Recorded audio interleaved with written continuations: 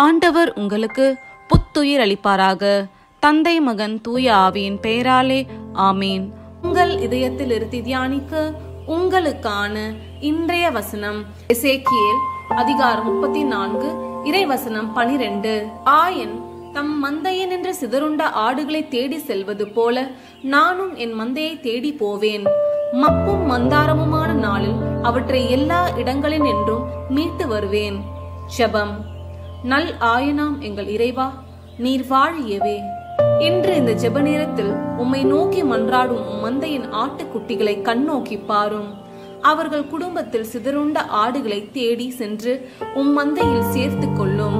என்றும் உம் அன்பு ஆட்டுக்குட்டிகளாக வாழ்ந்து வளர எங்களுக்கு தயவு செய்யும். ஆமீன்.